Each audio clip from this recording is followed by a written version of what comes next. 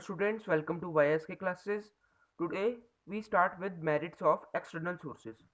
In the previous lecture, we have studied about external and internal sources which are a part of recruitment. So start with merits. First point, qualified personnel.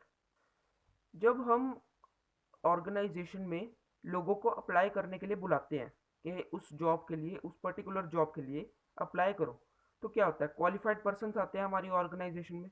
For example एक job के लिए 10 persons आए, तो उसमें से हम उसी को सिलेक्ट करेंगे ना जिसके पास एक्सपीरियंस अच्छा होगा और जिसके पास एजुकेशन क्वालिफिकेशन भी अच्छी होगी। तो इससे क्वालिफाइड पर्सन्स का हमें एडवांटेज मिल जाता है। नेक्स्ट पॉइंट है वाइडर चॉइस।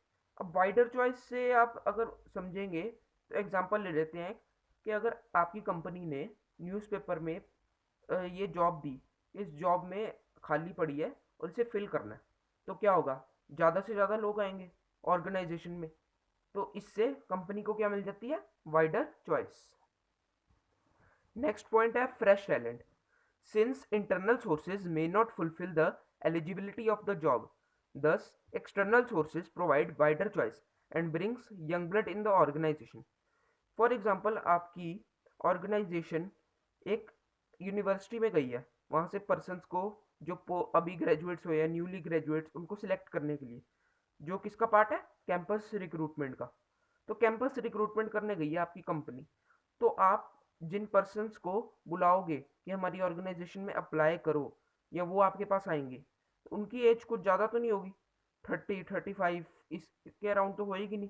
उनकी एज कितनी होगी, 20 से 25 की रेंज में होगी। तो उससे क्या होता है, यंग ब्लड आता है ऑर्गेनाइजेशन में। नेक्स्ट पॉइंट है competitive spirit. When people from external sources are tapped, existing staff में have to compete with the outsiders. तो जब फ्रेश टैलेंट आता है ऑर्गेनाइजेशन में, तो वो इनोवेशन लाएगा, मतलब न्यू न्यू आइडियाज़ लाएगा। उससे क्या होगा कि एग्जिस्टिंग स्टाफ को, जो अभी काम कर रहा है स्टाफ इतने सालों से, उसको कंपटीशन करना पड़ेगा। जब कंपटीशन होता है एम्प्लॉयज़ के बीच में, तो उससे क्या होएगा, ऑर्गेनाइजेशन की परफॉर्मेंस इंप्रूव होगी, उसके ग्रोथ और सर्वाइवल में हेल्प होगी। तो नेक्स्ट हम स्टार्ट करते हैं लिमिटेशन ऑफ एक्सटर्नल सोर्सेज से। तो फर्स्ट पॉइंट है इसका, डिससेटिस्फैक्शन अमंग एग्जिस्टिंग एम्प्लॉयज़। तो क्या होता है, जब हम एक्सटर्नल सोर्सेज से पर्सन्स को बुलाते हैं, तो उससे डिससेटिस्फैक्शन और फ्रस्ट्रेशन दोनों ही पर्सन को होती है। क्योंकि मान लो कि किसी पर्सन को प्रमोट किया जाना था नेक्स्ट ईयर, पर उसकी जो प्रमोशन वाली जॉब है उसको फिल कर दिया किसी यंग ब्लड ने या किसी फ्रेश टैलेंट ने।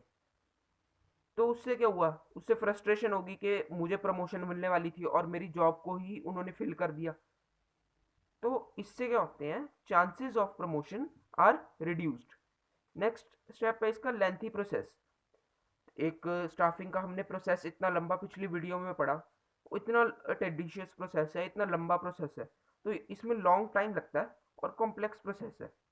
नेक्स्ट पॉइंट है कॉस्टली। कॉस्टली किस तरह कि एक तो लॉन्ग टाइम लगता है, अगर लॉन्ग टाइम साथ में लग रहा है तो कॉस्टली तो होएगा ही, ऑब्वियस सी बात है। हमने रिक्रूटमेंट में पढ़ा कि एडवर्टाइजमेंट देनी पड़ती है, या कैंपस रिक्रूटमेंट करनी पड़ती है, या डायरेक्ट रिक्रूटमेंट करनी पड़ती है, तो बहुत ज़्यादा टाइम लगता है और बहुत कॉस्ट भी लगती है। तो मैंने लास्ट में यहाँ पे लिखा हुआ है कि recruitment is a positive process. Recruitment is a recruitment is a positive process. तो रिक्रूटमेंट पॉजिटिव प्रोसेस किस तरह है, हम जब पर्सन्स को स्टिमुलेट कर रहे हैं कि हमारी ऑर्गेनाइजेशन में आके तुम अप्लाई करो, तो एक पॉजिटिविटी आती है ना कि हम पर्सन्स को बुला रहे हैं, इसलिए ये पॉजिटिव प्रोसेस है। तो ये 1 मार्क्स के क्वेश्चन में पूछ लिया जाता है कि recruitment is a dash process, तो आंसर क्या होगा, positive. Thanks for watching, please like share and subscribe.